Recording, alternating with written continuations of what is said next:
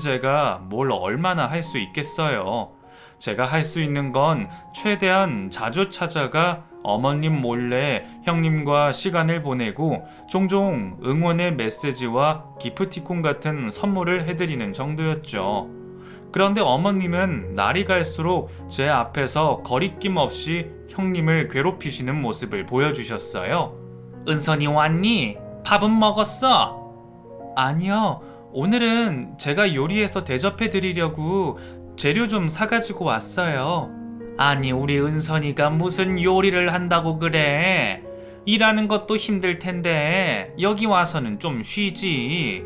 뭐 먹고 싶은 게 있니? 그럼 놔둬라. 쟤한테 시키면 되니까. 너는 하지 말고 앉아서 TV 보면서 쉬고 있어라. 아니에요, 어머님. 오늘은 제가 할게요. 형님이 그동안 고생이 많으셨잖아요. 형님, 방에 들어가셔서 좀 쉬고 계세요. 제가 요리 다 되면 알려드릴게요.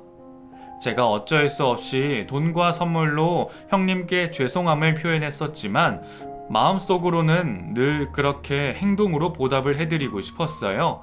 그래서 365일 내내 매일 주방을 떠나지 않으시는 형님을 위해서 잠시나마 휴식을 취하시라고 준비한 자리였죠.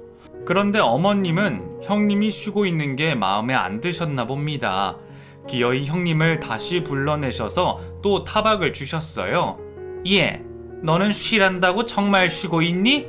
동서가 주방에 있으면 뭐라도 도와주겠다고 주방 옆에 붙어 있어야지. 눈치 없이 이러고 있니? 아휴, 꼬리야. 내가 정말 이런 미련 곰탱이랑 산다. 죄송해요, 어머님. 동서, 내가 뭐 하면 될까? 어머님, 정말 저 혼자 할 수 있어요. 형님께서 정말 안 도와주셔도 되는데. 제가 괜찮다는데도 또 여지없이 그러시는 어머님을 보고 당황스러웠습니다. 그러자 형님께서 나지막이 어머님 몰래 저에게 말하셨어요. 동서, 그냥 내가 뭐라도 하는 게 나아. 그래야 아무 소리 없이 끝나. 나 괜찮으니까 아무거나 일 좀 줘. 그때 형님의 표정과 목소리를 잊을 수가 없어요. 마치 협박이라도 당하는 것 마냥 저에게 부탁하는 눈빛인 형님의 표정을 보며 제가 또 괜한 일을 만들었구나 싶었습니다. 그렇게 제 의도와 다르게 결국 형님까지 붙어 일을 하게 됐었습니다. 다행히 보람은 있게 가족들 모두 맛있게 식사를 하였고, 식사 자리를 마치고 나선 저는 형님과 주방 정리를 하고 있었죠. 그때 어머님께서 주방으로 들어오셨습니다. 내가 은선이 덕분에 처음 먹어보는 요리도 먹고 이렇게 호강을 하는구나. 은선아, 오늘 고생 많았다. 네가 이렇게 마음 씀씀이가 고우니 내가 너를 좋아하지. 이리 와. 여기 식탁이라도 앉아서 쉬어라. 요리하느라 고생했는데. 네, 이거 정리만 마저 하고 쉴게요. 은선이는 사돈분들 중 누굴 닮아서 이렇게 부지런하니? 손도 야물딱지고. 며느리 둘이서 주방에 있는데 하나는 깨진 독처럼 넣어도 부족하고 하나는 뭘 넣지 않아도 가득 찬 게 참 기가 차다. 우리 영우는 은선이 만나서 매일같이 예쁜 은선이 보고 맛있는 밥도 먹고 호강하는데, 우리 영문이는 무슨 죄가 있다고 쟤를 만나서 옛날부터 여자 잘 만나야 남자 인생이 핀다고 했는데, 우리 영우는 피고 영문이는 내가 첫째만 생각하면 속이 터진다 터져. 이전까지도 어머님이 하시는 말이 심하다고 생각했는데 이번에는 너무하다고 생각했어요. 말씀하시는 내내 오히려 제가 형님 보기 민망해져서 얼굴을 들 수가 없었죠. 형님 얼굴이 어떨지 뻔히 아는 제가 눈을 둘 곳이 없더라고요. 저희 형님, 어머님께서 하도 뭐라고 하셔서 그렇지 다른 집 어느 며느리랑 비교해도 저런 특급 며느리 찾기 힘들 정도였습니다. 물건 하나 제자리에 안 두시는 어머님과 어린 조카가 어지르는 그 집을 매일 똑같은 상태로 정리정돈하시고 다른 사람들이 넘기는 부분까지 청소하셔서 먼지라곤 찾아볼 수도 없었어요. 오히려 일한다고 살림에는 소홀한 제가 타박을 받아야겠죠. 하물며 형님 성격에 청소만 잘하실까요? 워낙에 손맛이 좋으셔서 그런지 제가 인터넷이나 요리책이나 찾아 계량까지 해놔봐도 형님이 뚝딱 해내는 요리 맛에 따라갈 수도 없었어요. 제가 보기에는 자랑만 해도 넘치는 형님을 어머님은 대체 뭐가 불만이신지 모르겠네요. 그래서 어머님도 별다른 이유 없이 형님을 타박하셨고, 혹시나 형님이 실수라도 하면 그걸 콕 집어 물고 늘어지신 거죠. 그러다 정확한 이유일진 모르겠지만 어머님이 형님을 싫어하시는 이유가 될 만한 사연을 듣게 됐었습니다. 여보, 혹시 어머님이랑 형님 사이에 무슨 사연 같은 거 있어? 응? 사연? 갑자기 무슨 말이야? 아니, 어머님이 우리들끼리만 있으면 유독 형님한테만 말을 심하게 하시는 것 같아서 형님이 착하셔서 아무 말 안 하시나 싶었는데 그것 말고도 말 못하는 이유가 있지 않나 싶어서. 어머니가 형수님한테 말을 심하게 한다고? 당신이 곡해에서 들은 거 아니야? 난 지금까지 살면서 어머니가 형수님한테 그렇게 행동하시는 거 못 봤는데? 아마 어머니가 형수님이랑 오래 살아서 편하게 대하는 걸 당신이 오해했나 보다. 남편은 어머님께서 형님에게 대하는 태도를 제가 본 것과는 전혀 반대로 생각하고 있더라고요. 물론 어머님께서 다른 식구들이 있을 때는 형님과도 크게 말을 섞지 않았고 오히려 남들이 보기에는 대면대면한 모습을 보였기에 남편이 하는 말이 충분히 이해가 갔습니다. 그리고 여자들끼리만 알만한 그런 눈치들도 있었고요. 그렇다고 어릴 때부터 어머님을 존경하는 남편에게 제가 본 광경을 이야기를 할 수도 없었고 한다고 해도 믿지 않을 것 같았어요. 그리고 남편에게 형수님에 대한 사연을 듣게 되었죠. 어머니랑 형수님이랑 딱히 어떤 일은 없었는데 어머니가 좀 걱정하신 건 있었지. 내가 말하긴 좀 그렇지만 형수님 아버지께서 몸이 별로 안 좋으셔서 병원에 계시는데 형수님이 외동딸이라 형이 병원비를 부담했다고 들었거든. 뭐 장기 입원에 병원비가 적지 않은 부담이긴 하겠지. 근데 그거야 형수님이 일을 안 하고 계시니 형이 내는 게 당연한 거고 형이랑 형수님도 그거 가지고 다툰 적이 없는데 말이야. 그래도 어머니 입장에서는 손자까지 있는데 큰돈 나가는 게 걱정이실 수도 있어. 뭐 그렇다고 그것 때문에 어머니가 형수님을 미워하실까? 내가 봤을 때는 어머니가 우리 키운다고 어릴 때부터 사회생활에서 좀 억센 면이 있어서 형수님 편하게 대하는 걸 당신이 오해하는 거 아닐까? 어머니가 당신한테는 나무라신 적 없잖아. 설마 우리 어머니가 며느리 차별하겠어? 그냥 지내온 시간이 다르니 그러시겠지. 남편에게서 우연히 듣게 된 병원비 얘기에 저는 그제서야 조금 이해가 됐었습니다. 형님이 본래 착하고 순하신 성격이었지만 그 병원비 때문인지 늘 시어머니 앞에서 주눅 들고 쉽게 이야기할 수 있는 말도 못하고 계시는 듯 했어요. 그렇다고 제가 지켜만 보기에는 매번 제 앞에서 비교당하고 혼나시는 형님이 안타까웠기에 제가 두 분 사이를 조금이라도 가깝게 만들려고 노력을 해봤죠. 애초에 살림을 저보다 더 오래 잘 하셨기에 제가 한참은 모자랐지만 일부러 어머님 앞에서는 더 서투른 척도 하고 실수도 연발하면서 어머님께서 형님에 대한 소중함을 아시길 바랬습니다. 애교 없는 형님에게 어머님을 대하는 방법도 알려드리고 어머님 앞에서 형님 칭찬도 많이 했죠. 하지만 저의 모든 노력은 별 소용이 없었어요. 오히려 제가 괜히 나선 게 아닐까 싶을 정도로 역효과만 일어났을 뿐이죠. 결국 제가 가만히 있는 게 형님을 도와드리는 거다 싶어 형님을 응원만 해드리면서 나서지 않고 지내기로 했습니다.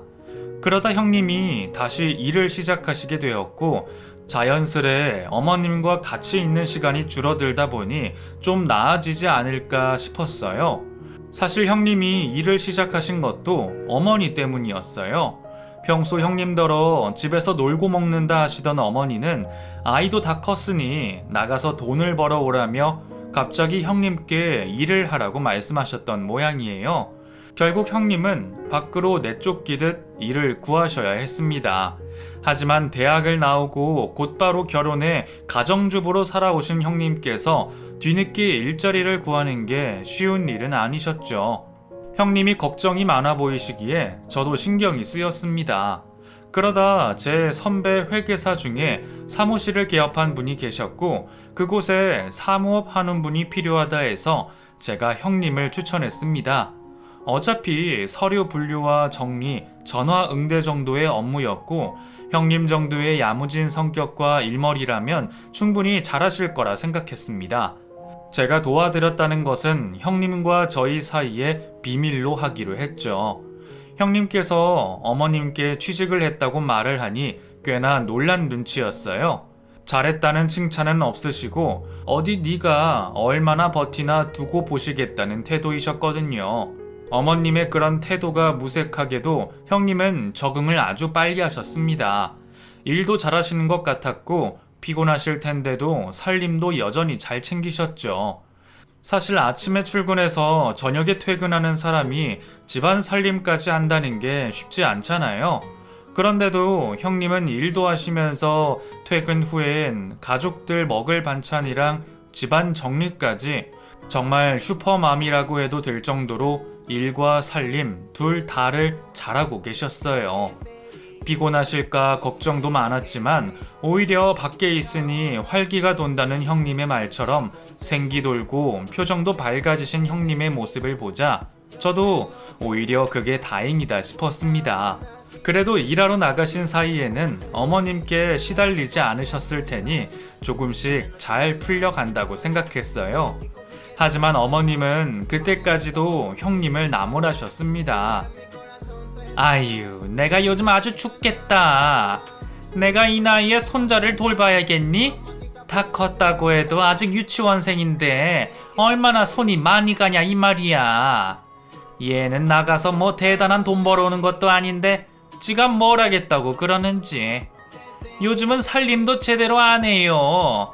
전에는 매끼 반찬을 새로 하더니 요즘은 일주일 다 가도록 그 나물에 그 밥인 거 아니니?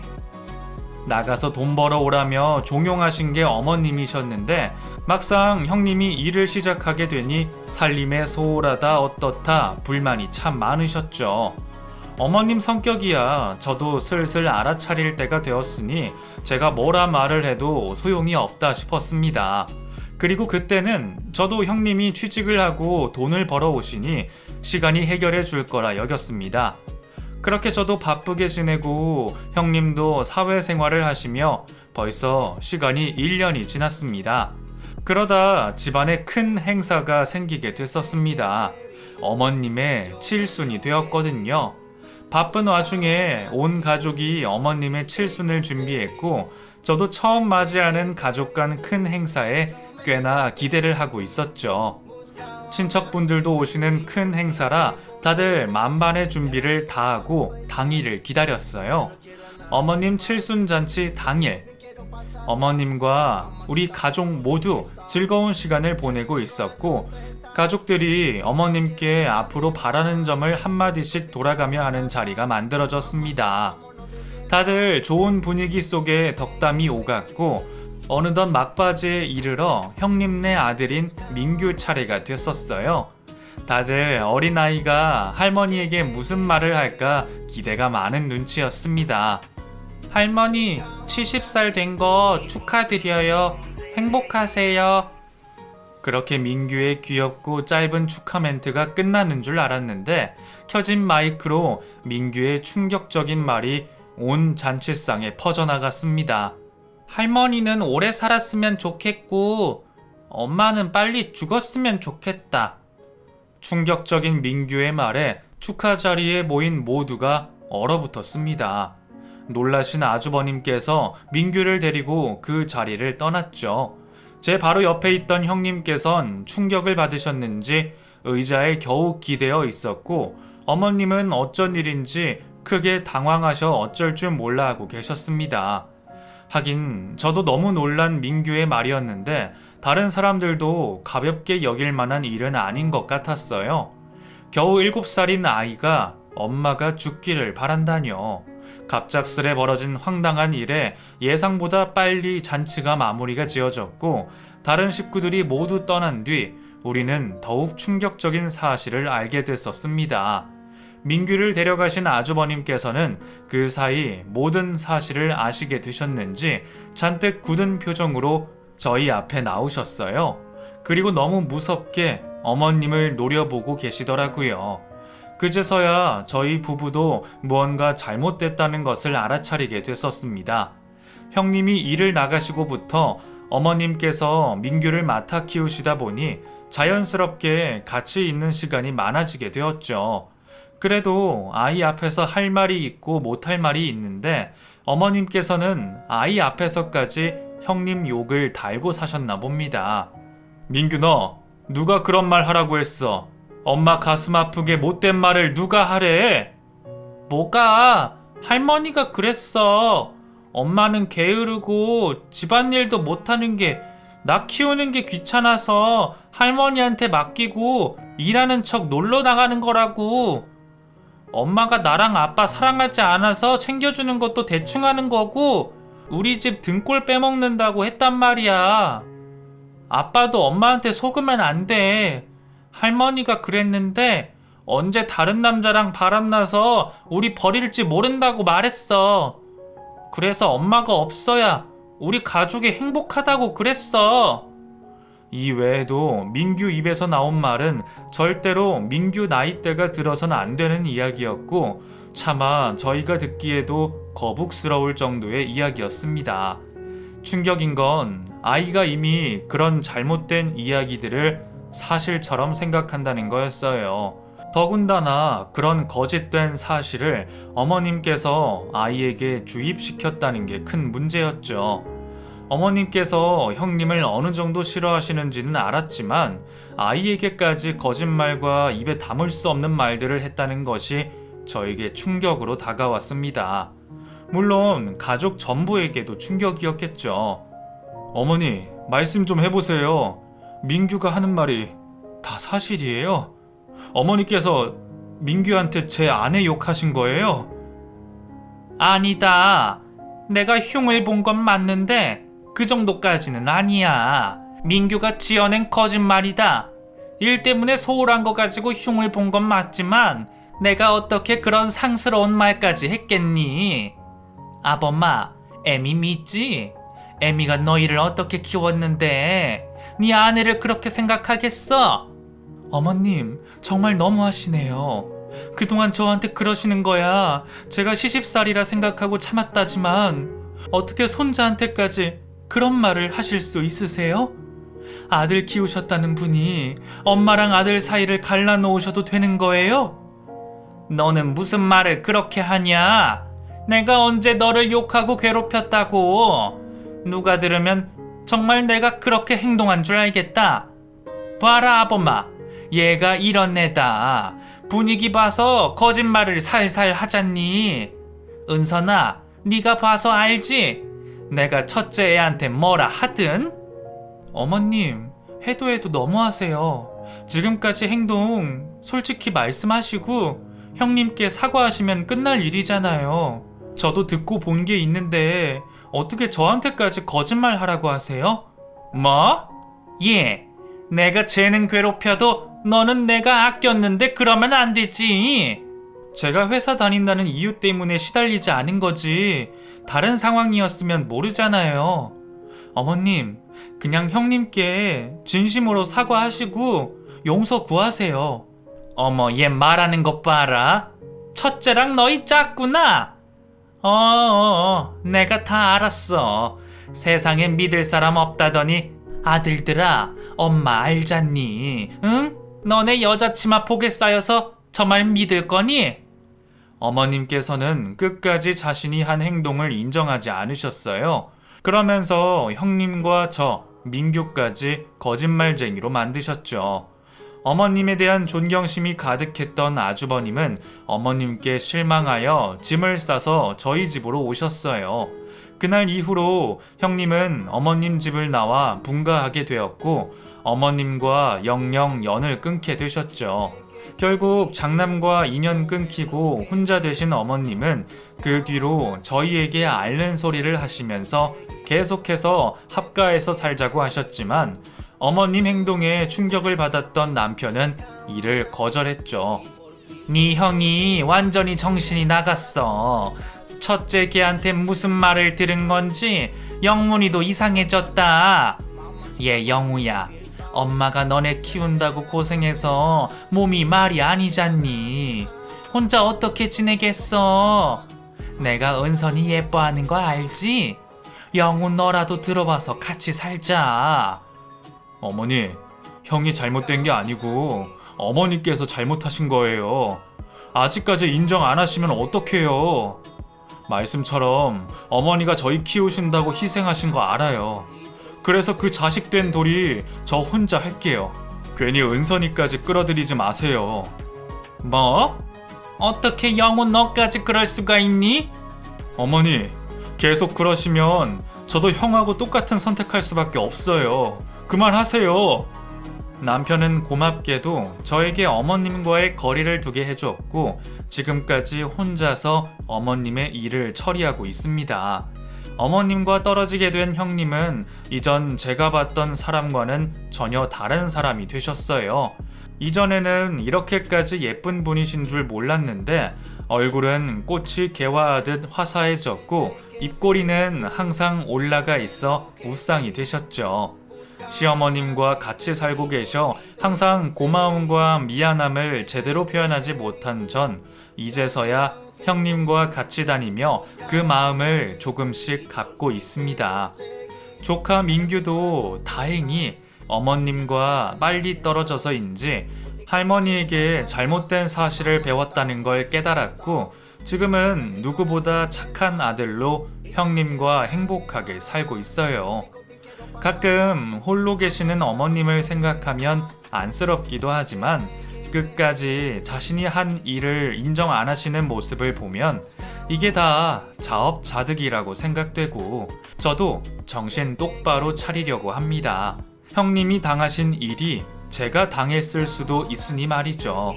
부디 나중에라도 어머님께서 자신이 한 행동을 반성하셨으면 해요.